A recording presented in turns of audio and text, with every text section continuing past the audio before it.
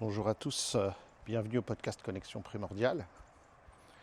J'en profite pour rappeler que le podcast Connexion Primordiale, c'est pas le podcast uniquement, le podcast officiel de l'IMP, c'est le podcast de l'IMP, des réflexes archaïques de l'IMP, l'intégration motrice primordiale, c'est le podcast de notre boutique et maison d'édition Ressources Primordiales, et puis c'est le podcast un peu Paul et Ludivine, et de ce ce qu'on a envie de partager, ce qui nous passe par la tête, et que parfois ce podcast peut être un peu plus personnel. Si vous avez écouté en 2019 qu'on a lancé le podcast, on a parlé aussi de ce qu'on faisait, de notre alimentation, de tout un tas de choses.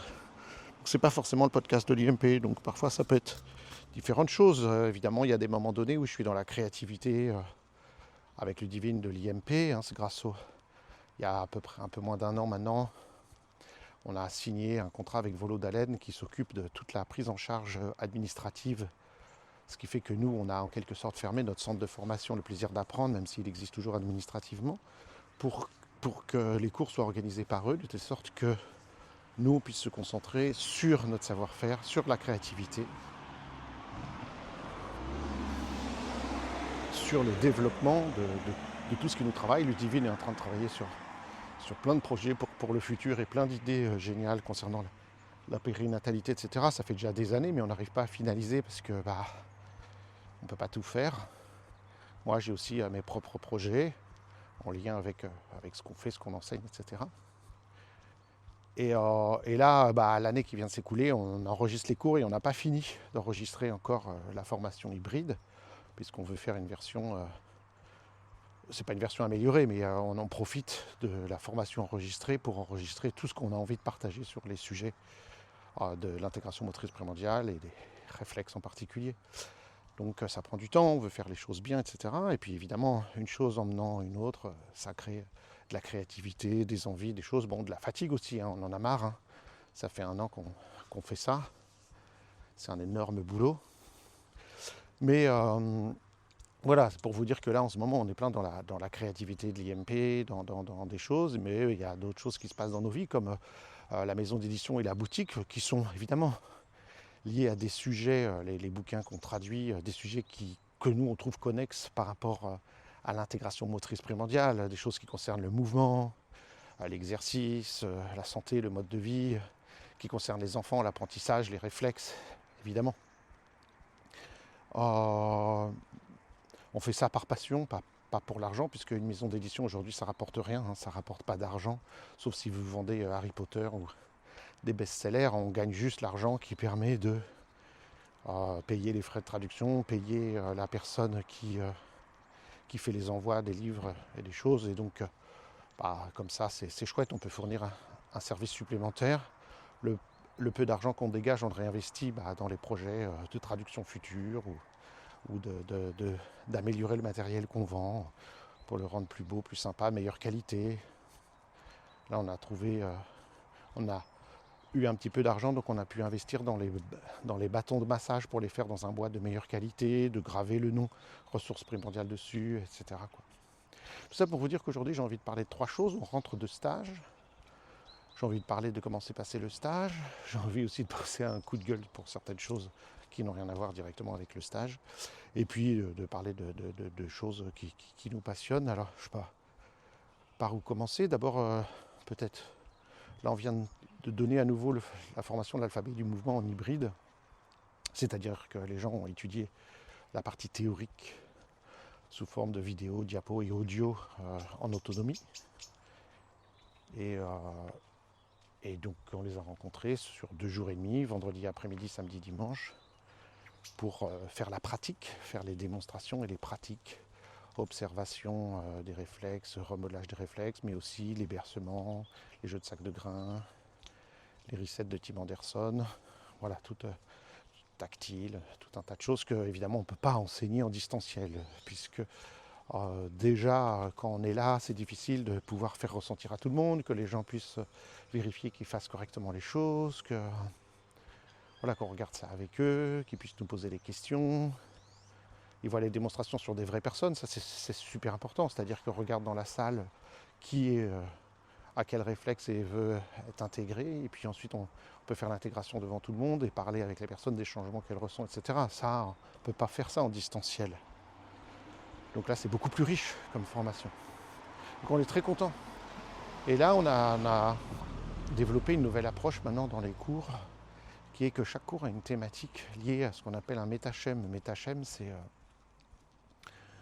métachème, c'est comment les différents schèmes réflexes s'organisent pour créer un mouvement utile pour le bébé, c'est-à-dire quelles sont les grandes organisations. On dit souvent en neurologie, le tout est plus que la somme des parties. Donc le réflexe d'agrippement plus le réflexe de Moreau plus le réflexe de ceci égale un autre schème qui permet au bébé d'atteindre une action. Donc ça, c'est quelque chose qu'on a découvert, qu'on a inventé en IMP. Je peux le dire d'autant plus sans trop de fierté que c'est pas moi, c'est une de nos profs en IMP qui est Annick Winken, qui est logopède, c'est-à-dire orthophoniste en Belgique, et psychomotricienne, qui a la première parlé de cette idée. Dire, mais tiens, à force d'étudier les réflexes, en tant que psychomotricienne, logopède, on dirait qu'ils font des choses ensemble, qu'ils se connectent ensemble pour permettre au bébé de faire une action.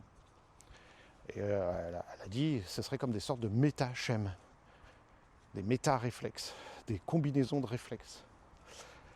Et on en a découvert plusieurs en IMP, des actions basiques que le bébé cherche à accomplir, mais qu'il ne peut pas faire à l'aide d'un seul réflexe. Il n'a pas encore la motricité volontaire. Et donc, il doit combiner différents réflexes pour arriver à faire cette action. Et ensuite, à force de répétition, il va pouvoir brancher sa motricité volontaire et abandonner la motricité réflexe. C'est par l'accomplissement de métachèmes que les réflexes archaïques vont pouvoir s'inhiber en fin de compte.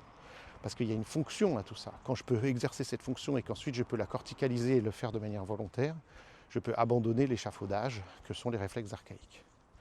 Et donc, il est très important, on comprend que c'est une psychomotricienne à la base qui a eu cette idée, que l'enfant puisse accéder à ces métachèmes, à ces mouvements basiques. On pourrait imaginer que le premier métachème, en tout cas que nous on voit, c'est la naissance, comment le bébé va combiner différents réflexes, comme le spinal de Galant, Moreau, Babinski, RTL, surtout réflexe spinal de Pérez, etc. Comment il va combiner tout ça pour naître, pour venir au monde.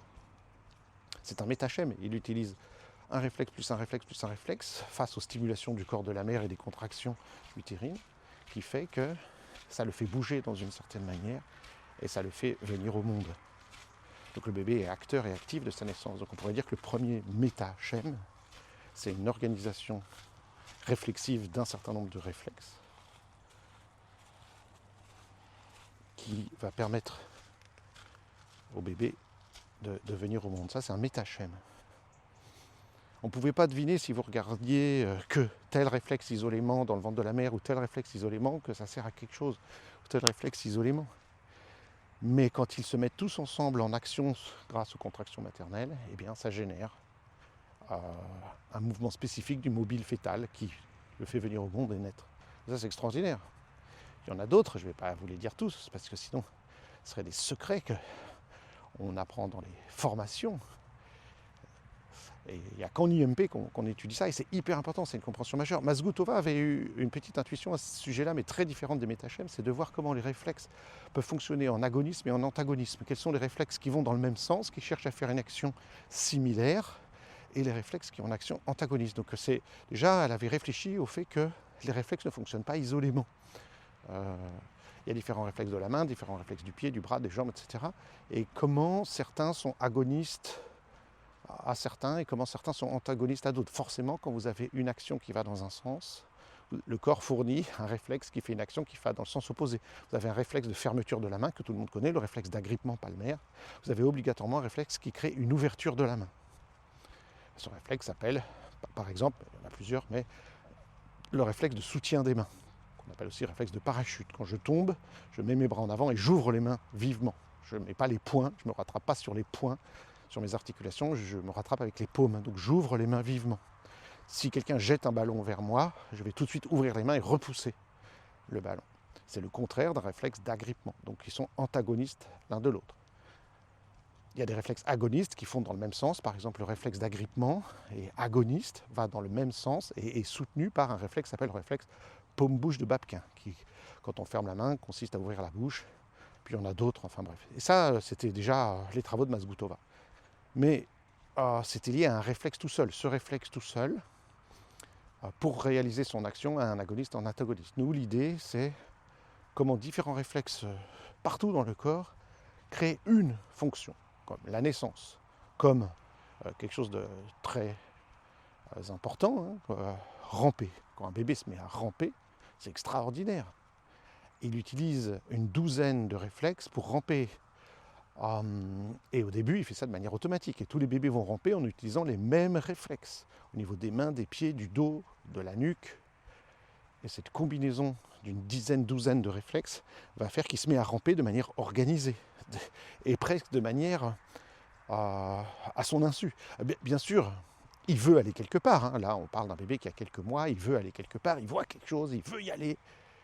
Et il va falloir qu'il apprenne à organiser tous ces réflexes de manière automatique au début, puis progressivement, évidemment, il va comprendre. Ces réflexes lui ont montré un pattern, un schéma, un schème, et il va pouvoir l'utiliser pour ramper de manière volontaire. Il corticalise le truc, et du coup, il peut abandonner les réflexes. Parce que on lui a laissé l'occasion de ramper, évidemment. Si le bébé a été mis dans des dispositifs, je sais pas moi, des trotteurs, des Yupala, ne serait-ce que des sièges inclinés, des baby relax, tous ces dispositifs dans lesquels on met les bébés, évidemment, il n'a pas l'occasion d'être mis au sol, il n'a pas l'occasion de se déplacer. Et encore, si on le met au sol, il faut qu'il y ait de la place. S'il y a partout des fauteuils, des canapés, des chaises, il va se tenir aux meubles, il n'aura pas d'espace, il n'aura pas de salle de gym pour exercer suffisamment, en tout cas, sa reptation, puis son quatre pattes, etc., et sa motricité. On va donc l'empêcher, involontairement bien entendu, mais il est empêché dans son développement.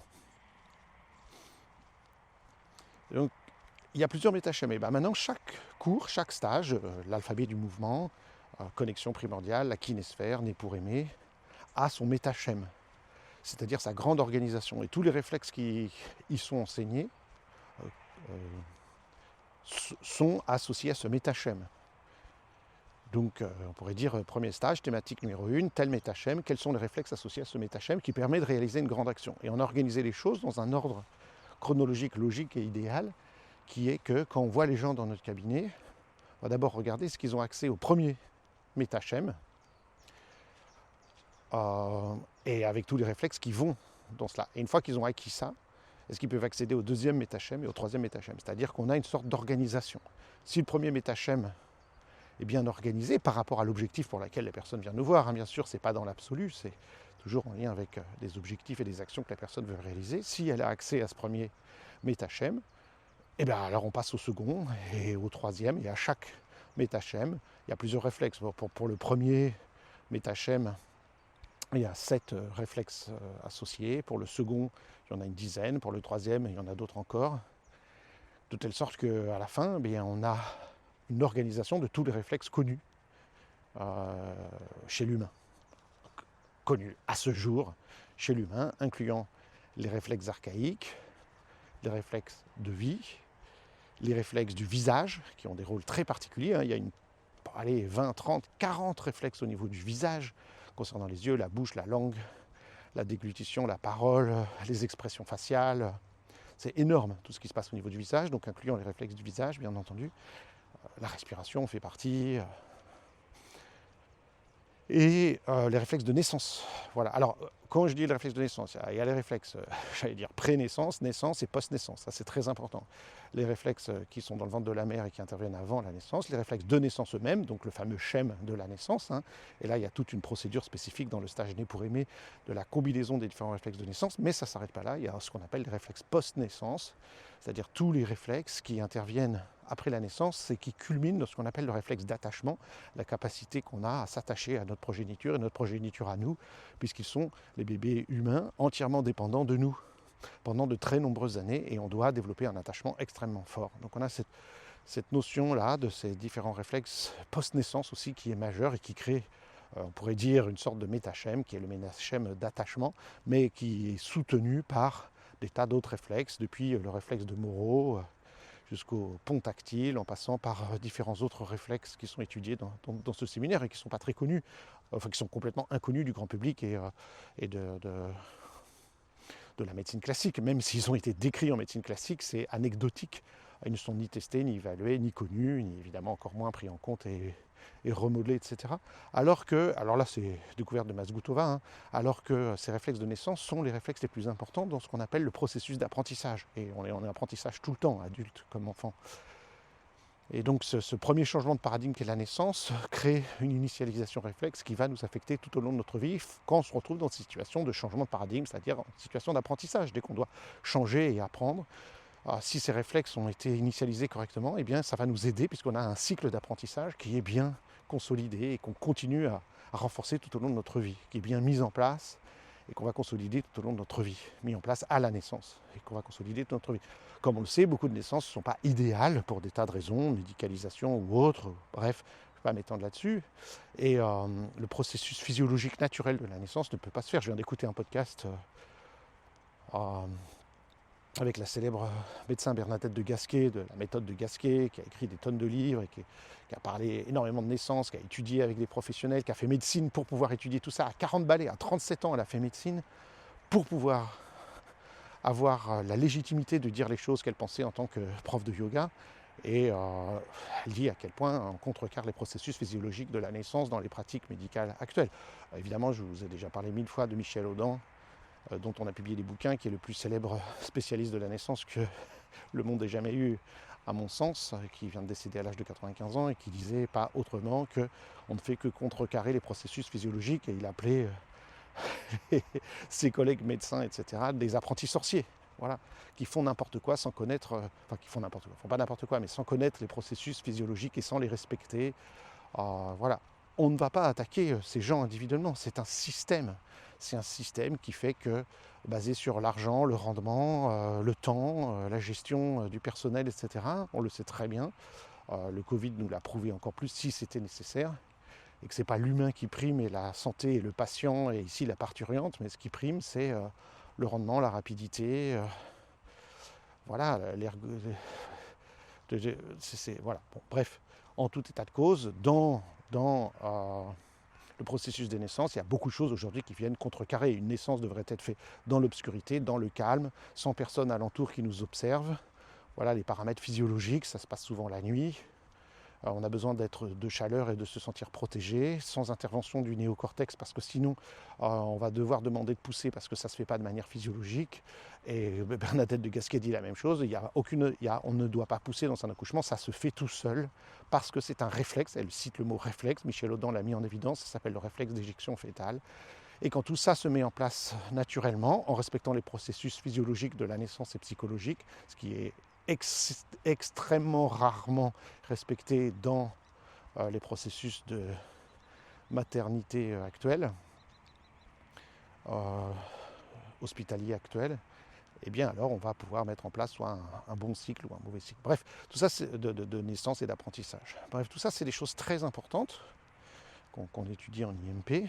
Encore une fois, je ne critique pas ni les médecins, ni la médecine, ni quoi. C'est pas parce que j'ai peur de quoi que ce soit. C'est le système. C'est là que ça va m'amener à parler d'un coup de gueule tout à l'heure, un peu différent, qui n'a rien à voir directement, mais qui en fait partie. C'est le système dans lequel on est. Cette critique, c'est valable pour le système médical, c'est valable pour le système scolaire, c'est valable pour le système agricole, c'est valable pour le système politique, c'est valable pour tout. Ce sont des systèmes dans lesquels les humains ne sont pas importants. C'est la machine qui compte. Voilà, c'est la machine qui compte. Voilà, le système entrepreneurial et salarial, etc. Ce n'est pas les humains qui priment. En politique non plus, nulle part. Ce sont les humains qui priment. Les valeurs du monde moderne sont différentes. Voilà, c'est un choix de société qui a été fait, qui se fait malgré nous, voilà, depuis maintenant quelques siècles, hein, mais bon, évidemment qui s'est accéléré et a largement empiré ces dernières décennies. Mais voilà, c'est ainsi.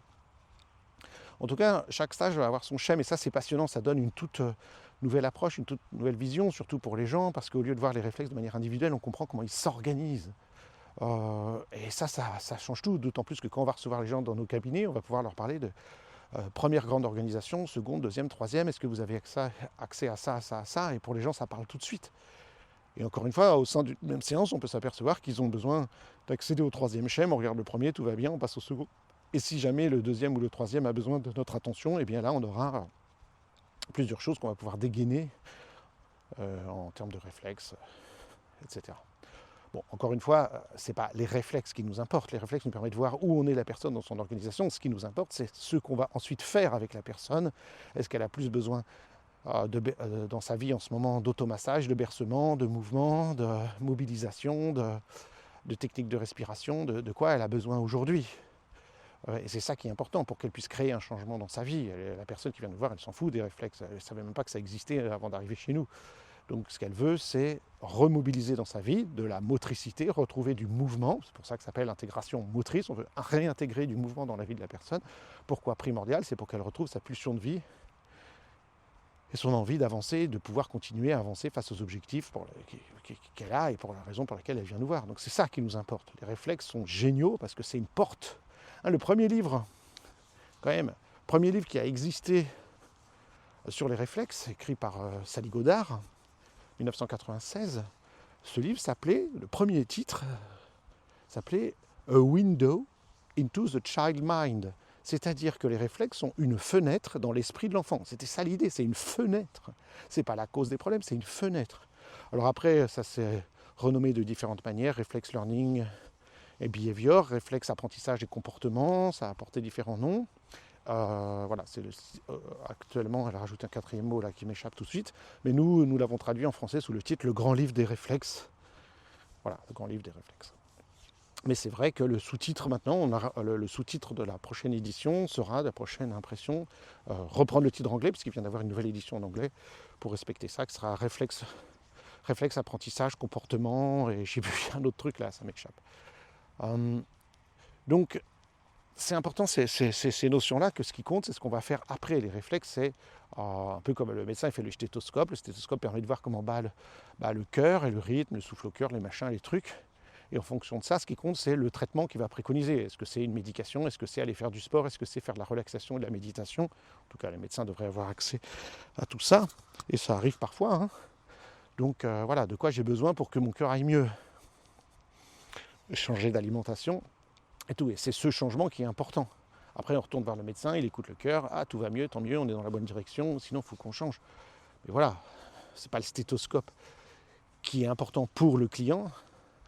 Pour le médecin, c'est important, et pour nous, c'est important donc de savoir ce qu'il en est des réflexes de la personne, mais ce qui est important, c'est les changements que la personne va établir dans sa vie. La médication, dans le cas du médecin, par exemple, et nous, c'est les mouvements qu'elle va faire, les automassages qu'elle va faire, les exercices de respiration ou des resets ou des bercements qu'on va lui donner, c'est ça qui va être important et c'est ça qui va rester à la personne et ce sont des outils qu'elle va pouvoir utiliser. Moi je suis vraiment touché d'entendre souvent les enfants que j'ai vus par exemple en CM2 ou quoi, et puis des années après les parents viennent me voir pour un autre gamin et puis ils disent ouais maintenant il est en 5e, en 4e, en 3e, ou bien plein de fois ça m'est arrivé, il est au bac, il s'est remis à faire les mouvements que vous lui avez montrés pour gérer son stress, pour favoriser sa concentration et tout, il les fait parce que là il passe le bac et tout, mais mille fois ça m'est arrivé dans mon cabinet ça, que les mouvements qui ont été appris sont vraiment restés et qu'ils les réutilisent.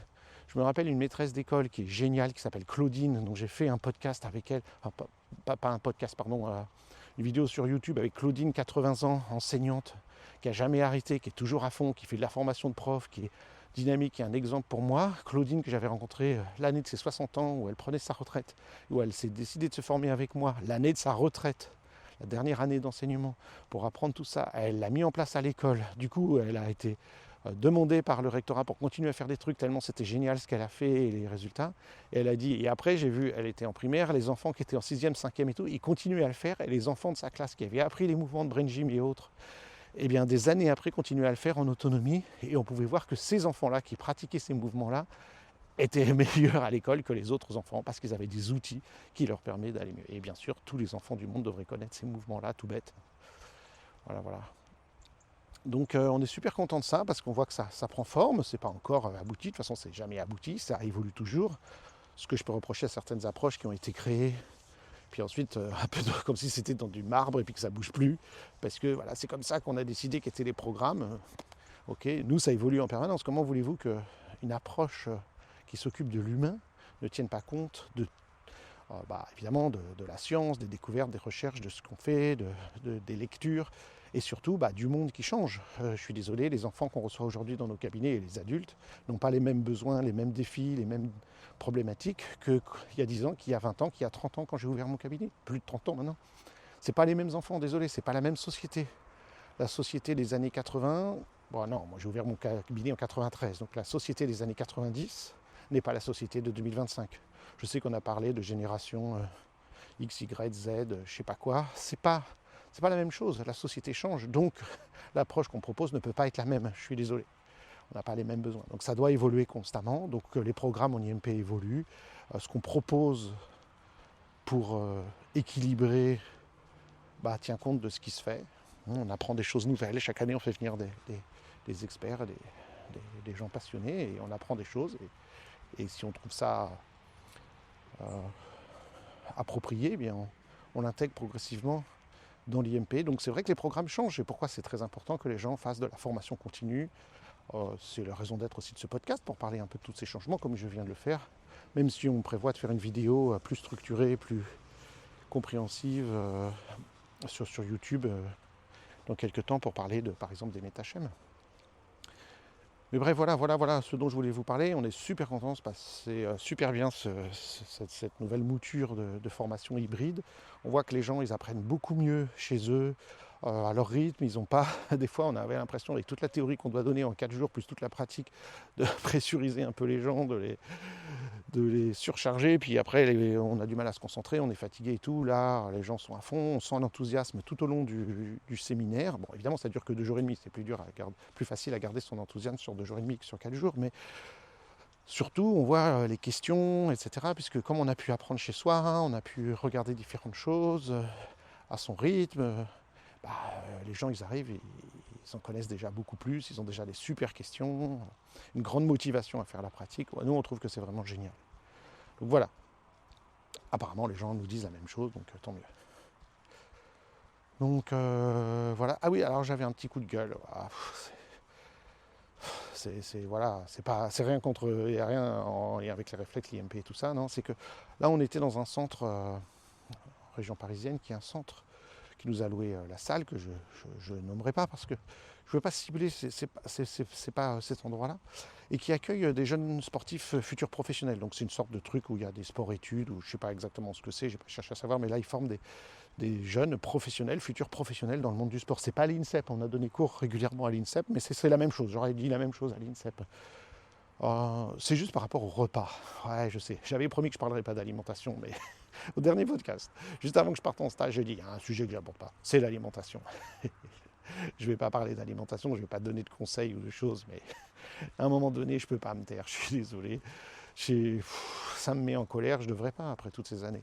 Ce que je vais dire, ça concerne ce lieu, mais je suis sûr que ça reflète exactement ce qui se passe dans toutes les cantines. Simplement, on m'a obligé du fait que c'était... Enfin, pas obligé, mais c'était sur place. Il y avait le self, donc la cantine des enfants, qui sont des ados, futurs sportifs professionnels, qui étaient là. On nous a dit si on voulait manger sur place. On a dit oui, on a mangé au self, voilà, pendant 2 jours. C'est impossible.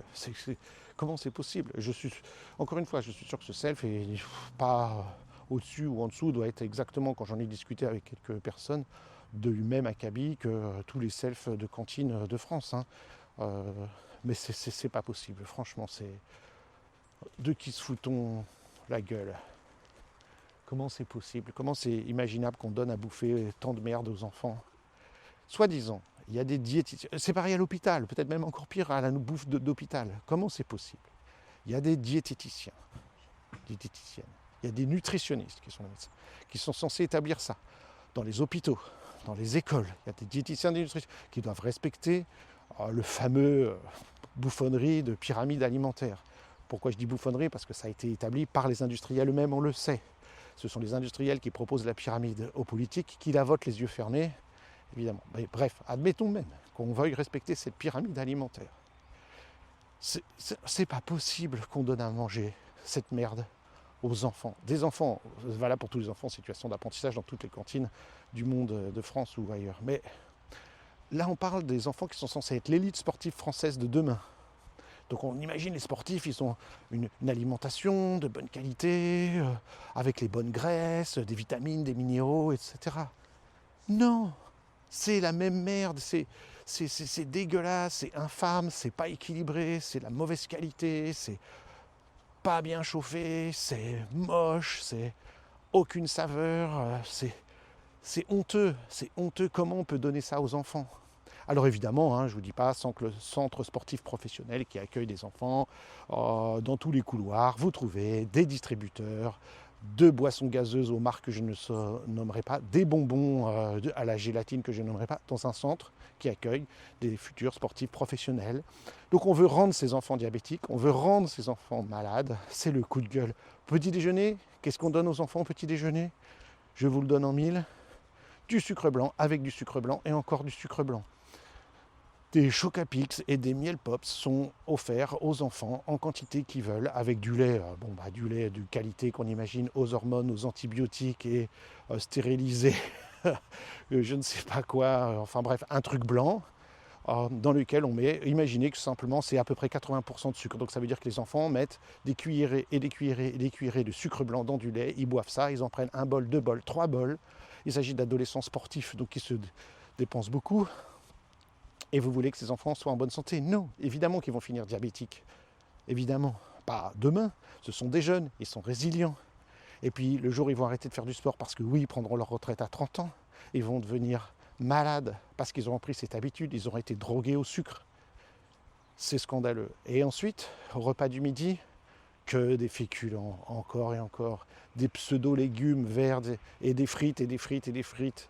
Et je ne dis pas qu'on ne doit pas proposer des choses que les enfants aiment, mais au moins de la qualité, au moins des vrais légumes, au moins des trucs.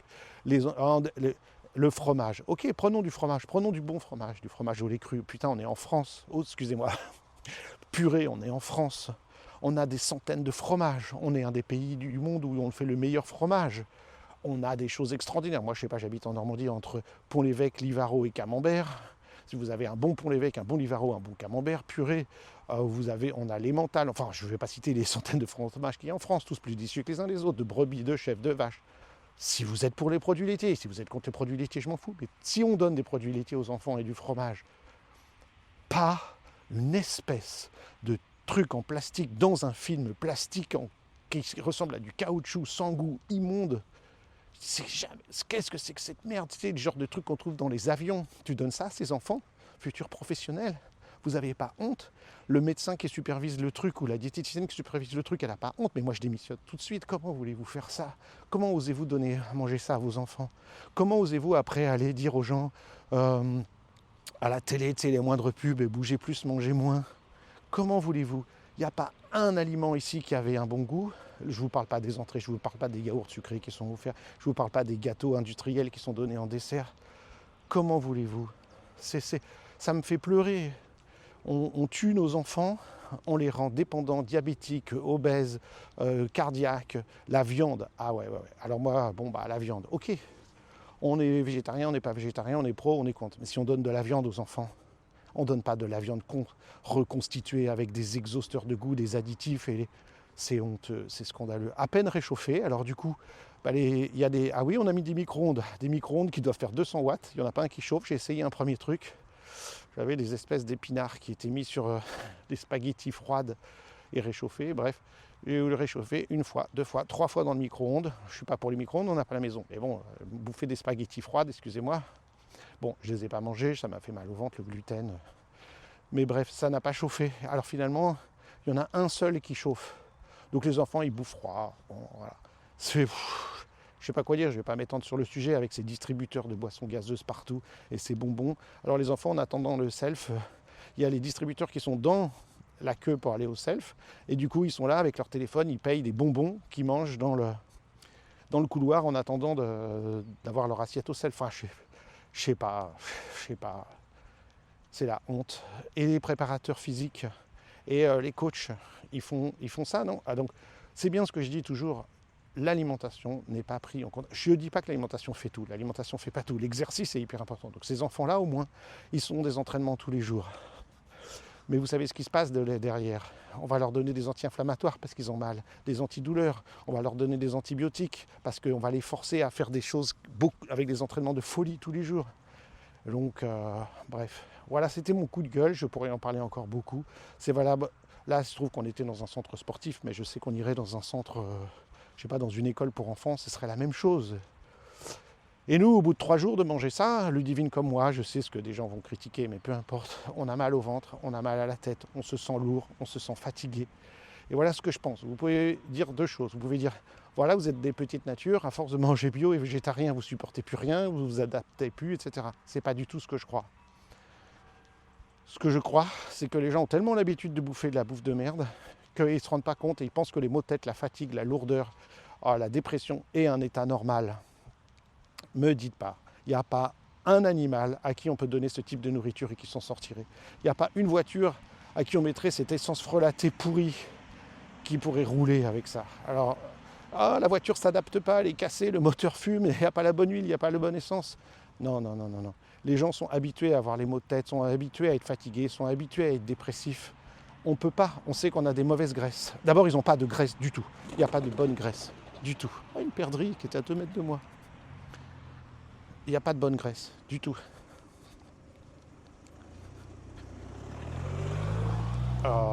Alors qu'on sait que c'est une des choses les plus importantes. On sait aussi qu'une des choses les plus importantes, c'est d'avoir des bonnes protéines. Il n'y a ni protéines végétales, ni protéines animales dignes de ce nom.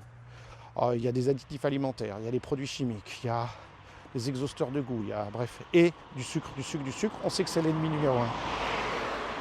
Je ne dis pas qu'il ne faut pas du tout manger de sucre. C'est pour ça qu'il existe les fruits. J'ai pas dit que de temps en temps on ne peut pas manger un truc sucré ou une barre ou du chocolat, etc. Ce qu'on fait. Mais ça ne peut pas être la base de notre alimentation. Donc voilà, c'est le coup de gueule. Je suis désolé de passer ma mauvaise humeur sur le podcast. Voilà, mais je suis sûr que les enfants à l'école c'est pareil. Et donc ils doivent se concentrer avec ça, ils doivent apprendre avec ça, ils doivent. C'est pas possible. Et je sais que certaines personnes pensent qu'on va s'adapter. On va s'adapter. Non, non les amis. C'est que vous méconnaissez les durées sur lesquelles l'adaptation humaine, génétique se fait. Ça se fait sur des dizaines, plutôt sur des centaines de milliers d'années. Il faut qu'un changement. Désolé pour les voitures. Je vais m'éloigner de la route, mais là, je dois y passer.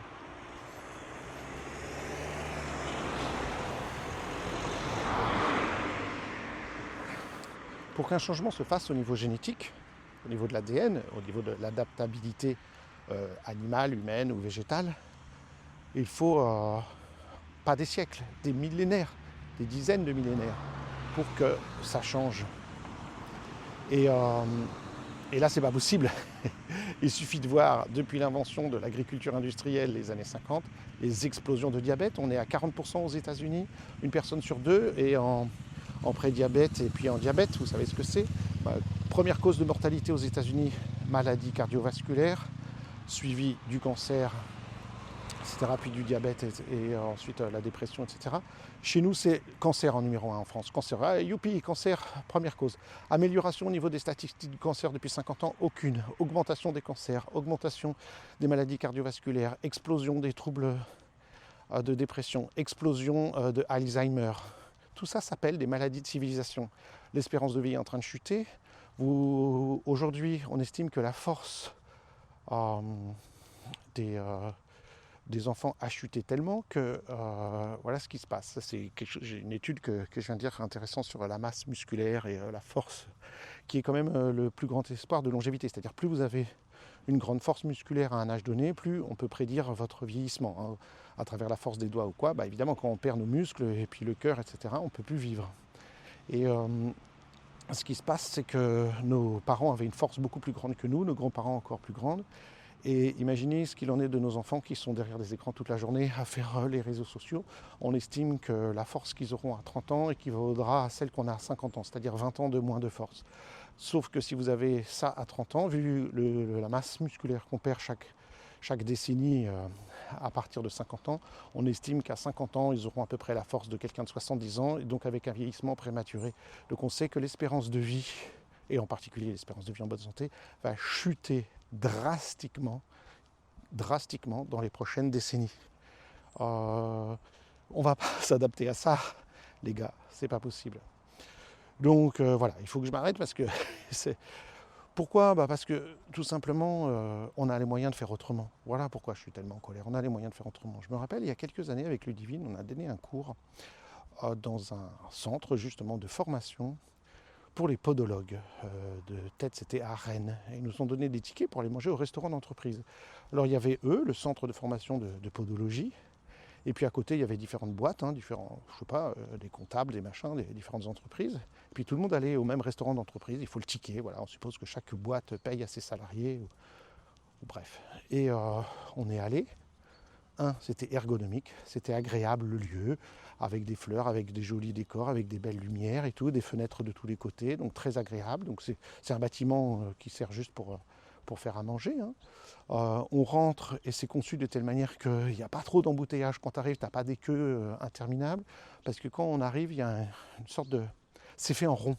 Voilà, c'est fait en rond. Donc tu rentres, et dès que tu rentres dans le self, c'est fait en rond. De telle sorte que tu peux accéder à qu'on peut accéder à différents spots. Le spot entrée, le spot légumes, le spot. C'est pas une queue où tout le monde suit. Donc chacun peut aller dans l'ordre qu'il veut prendre les trucs. Si tu veux pas d'entrée, si tu veux pas de fromage, si tu veux pas de dessert, si tu veux. Et au niveau des plats, tu as plusieurs trucs. Et franchement, extraordinaire. Et là, tu voyais que les gens qui étaient là, c'était des vrais cuisiniers, parce qu'ils ont vraiment fait de la nourriture. Ils ont acheté de la viande, ils ont acheté des légumes, ils ont acheté des trucs, ils ont fait eux-mêmes les gâteaux, ils ont fait eux-mêmes les légumes, parce que ces pauvres gens qui ont fait des études de cuisiniers, qui travaillent dans les cantines et tout, ils font pas de la cuisine, ils ont de cuisinier que le nom, les pauvres. Ils font juste du réchauffage de plats qui arrive tout fait, industriel. Ils sont des préparateurs, et encore ils préparent plus rien, ils ouvrent la barquette, ils mettent, pof, ils déversent ça dans un plat, et puis c'est tout. Donc c'est honteux. Je me rappelle une fois, je donnais un cours, et puis pour une raison, je ne me rappelle plus d'ailleurs pourquoi, j'avais besoin d'une carotte. Je voulais sûrement illustrer quelque chose, j'avais besoin d'une carotte, peut-être je voulais parler de la carotte et du bâton, et je voulais faire un sketch peut-être avec une carotte, je ne sais pas pourquoi. Donc il y avait un restaurant, bon c'était un hôtel 2 étoiles, ok d'accord, avec un restaurant non pas un restaurant 2 étoiles, un restaurant d'hôtel 2 étoiles, donc petit restaurant, mais je savais qu'il servait des carottes râpées, donc j'ai demandé au directeur que je connais très bien si je pouvais aller avoir une carotte pour mon séminaire. Il s'est marré, il dit, on n'a pas de carotte. Je dis, mais comment ça, vous n'avez pas de carotte? Je sais que je vais passer pour la personne qui découvre le monde. Bon, ça remonte à 20 ans, je me rappelle, c'était en 2001-2002. Donc à plus de 20 ans. Et il me dit, mais monsieur Landon, on n'a pas de carottes. Je dis, vous servez des carottes râpées, vous avez bien des carottes pour les râper. Il dit, mais monsieur, elles nous arrivent déjà râpées. Ça arrive déjà râpées, les carottes. On n'a plus qu'à mettre la sauce qui nous arrive dans un autre truc, et on mélange les deux, et puis on les met dans un ramequin, et on vous les sert. Et évidemment, je suis tombé de haut, et je dis, mais les frites, c'est pareil, monsieur, on ne fait pas les frites, elles nous arrivent déjà toutes faites, on les achète à métro, les frites. Et les gâteaux que vous servez, on les achète à métro. Et qu'on les prend dans la boîte, et je dis, et les œufs? Il dit, les œufs c'est autre chose. En fait, les œufs, parce qu'ils fait des œufs, ils arrivent en rouleaux, c'est des grands rouleaux, des grands rouleaux qui font 50 cm, et puis ils coupent les tranches d'œufs, c'est de l'œuf reconstitué avec des colorants, je sais pas quoi, enfin c'est des rouleaux, des grands rouleaux de plus, et puis ils coupent, je rigole, mais je pleure. Je pleure littéralement. Voilà. Et donc c'est pour dire que il y a possibilité de faire autrement. Je vais vous donner un autre exemple qui m'a fait chaud au cœur, comme quoi c'est possible. On a rencontré des gens qui sont permaculteurs à côté de chez nous, à Ouistreham, qui ont créé leur terrain en permaculture, etc. Et puis, faut trouver de quoi vivre, c'est pas évident. Donc ils ont commencé à cultiver des choses, et puis ils ont contacté la mairie. Et voilà ce qui s'est fait. Écoutez bien, je vais finir sur du positif. C'est extraordinaire. Ils ont proposé à la mairie de faire les légumes pour les cantines. Il y a 2 écoles, c'est une petite ville, et puis peut-être pour la mairie ou une autre entreprise ou je sais pas quoi, de faire les légumes. En échange de quoi? Ils s'engagent, la mairie, à acheter tout ce qui est fait par les permaculteurs. Et les permaculteurs auraient un boulot sur la commune, et la commune aurait des super bons légumes frais tout au long de l'année. Et bien devinez quoi, la mairie a fait top là, et à l'heure actuelle, les 2 écoles, il doit y avoir une école primaire, une école secondaire, sont nourries à 100% par des légumes bio, faits sur place, à quelques centaines de mètres de là, alors du coup, c'est un des 2 du couple qui est payé 2000 € par mois peut-être que vous dites 2 000 € par mois, c'est pas beaucoup. Excusez-moi, pour un agriculteur, 2 000 € par mois, c'est 4 fois ce que touche un agriculteur normal. C'est exceptionnel, c'est miraculeux, sans subvention. C'est extraordinaire. Donc 2 000 € par mois, ils sont payés, enfin un des deux est payé. Ce qui permet de fournir des légumes à 2 écoles entières, une école, un collège, et peut-être même la mairie. Des légumes de bonne qualité. Et donc du coup, ils ont pu demander aux gens qui étaient là, et je peux vous dire qu'ils sont heureux, qui sont les cuisiniers, de faire à manger avec des carottes, les râper avec les pommes de terre, faire des vraies frites avec, ou de la purée ou ce que vous voulez, et des vrais brocolis cueillis la veille, frais, des vraies salades cueillies le jour même, le matin même, dans le jardin. Là, c'est délicieux. Ils proposent de temps en temps des repas végétariens, voilà, des trucs. Pour la viande, je ne sais pas comment ils font, s'ils ont des poulets, mais c'est possible dans le coin qu'il y ait des poulets en Normandie, je veux dire. On sait qu'il y a des endroits où les écoles se débrouillent pour avoir toute l'alimentation possible. Donc, là où je veux en venir, on peut avoir une alimentation bio, de qualité, saine, et surtout, c'est ça que vous allez me dire, bonne au goût, qui rendent heureux les enfants, qui favorise la concentration, l'apprentissage, et qui favorise la santé, qui éduque les gens, qui rend heureux les enseignants, qui rend heureux les agriculteurs qui travaillent évidemment et qui sont payés, qui rend heureux la mairie parce que les gens de la ville sont contents, les parents sont contents, et surtout, j'allais dire, qui rend heureux les cuisiniers qui font de la cuisine, et les gens aiment ça et c'est merveilleux. Donc c'est tout à fait possible. Le surcoût est extrêmement minime puisqu'on est en local, en bio. Et puis de toute façon, si vous comptez d'un point de vue sociétal, ça coûte 1000 fois moins cher puisque les gens sont moins malades, moins d'arrêts maladie, moins de diabète, moins de cancer, moins de maladies cardiovasculaires, moins d'Alzheimer. Donc en fait, c'est, je sais pas, 1000 fois, c'est peut-être 10 000 fois moins cher de manger bio et frais et local. Donc on sait que c'est possible. C'est juste une question de volonté politique ou quoi. Donc voilà, on sait que c'est possible. Mais alors, je ne dis pas que tout ça est évident à la base, parce qu'on est beaucoup d'humains. On a trouvé un système agricole dont le but est de nourrir un maximum d'humains le plus rapidement possible, le moins cher possible. Donc oui, voilà, on y est arrivé. Ça s'appelle la bouffe industrielle, mais qui tue les humains. C'est ça le prix. Donc voilà, peut-être ça vous semble éloigné de l'IMP ou de ressources primordiales, etc. Non, ce podcast s'appelle Connexion primordiale. Primordial, c'est de revenir aux sources, à l'essentiel. Je ne mange pas, ainsi qu'avec le divine, tout parfait, loin de là. On mange de la malbouffe de temps en temps, c'est ce qu'on se permet quand on va en déplacement. On est invité quelque part, on ne va pas faire la fine bouche, on mange ce qu'il y a à manger. De temps en temps, on est en déplacement professionnel et on s'arrête sur l'autoroute et on s'achète un paquet de chips plein de merde. Mais voilà, bien sûr on le fait. Mais on va dire 95% de notre alimentation, c'est bio, frais. On a décidé de travailler moins et donc de gagner moins pour passer plus de temps à cultiver nos propres trucs. Tout le monde ne peut pas le faire. Tout le monde ne peut pas le faire. On peut trouver un jardin près de chez soi et cultiver des trucs. Je sais que tout le monde ne peut pas le faire. Mais s'il y avait une volonté politique, au moins les enfants qu'on a vus pourraient manger sain. Et vous savez quoi ? Si le but c'est de former des sportifs de haut niveau, vous ne croyez pas que ces sportifs, ces jeunes, si on leur donnait de la nourriture, il n'y a pas que ça, hein, il y a le sommeil, il y a plein d'autres trucs, mais si ces jeunes-là, on leur donnait une alimentation plus saine, avec plus de minéraux, de vitamines, plus équilibrées, de meilleures protéines, etc. Vous ne croyez pas que, puisque c'est le but finalement de ça, ils ne seraient pas plus performants, avec moins de blessures, moins d'arrêts maladie. Donc finalement tout le monde est gagnant et ça coûterait beaucoup moins cher. Donc en fin de compte, c'est même pas une histoire d'argent, parce que en définitive, ça coûterait moins cher. Donc voilà, c'était le petit coup de gueule. La chose dont j'avais envie de vous parler, c'était les métachèmes. Mais voilà, j'avais dit que je ne parlerais pas de nutrition, et je n'ai pas parlé de nutrition dans le sens où je ne veux pas dire il faut manger ci, il ne faut pas manger ça, à mort les produits laitiers, à mort le gluten, vive je ne sais pas quoi, vive ceci, manger les oméga 3. J'ai des idées sur le sujet qui ont évolué tout au long de ma vie, c'est pour ça qu'aujourd'hui je me tais, ça a beaucoup changé. Donc je ne veux pas me surfocaliser là-dessus, j'estime que c'est absolument majeur, j'estime qu'il y a énormément de progrès à faire dans notre société, qu'on n'a jamais eu une alimentation aussi pire en termes d'équilibre alimentaire. Mais voilà, je n'ai pas de leçon à donner. Mais au moins que nos enfants aient quelque chose à manger qui soit bon et sain pour eux et qui ne les rende pas malades, diabétiques, obèses cardiaques, cancéreux, etc. Il n'y a pas que ça, hein, mais c'est quand même énorme. C'est quand même une part majeure de la santé Donc voilà, désolé si je vous ai stressé. Je sais que la plupart des gens qui m'écoutent seront d'accord avec mon analyse. Mais voilà, c'est juste parce que c'est quelque chose qu'on vient de rencontrer les 3 derniers jours. On a mangé ce que mangent les enfants et c'était pas, comme diraient les Belges, c'était pas gai.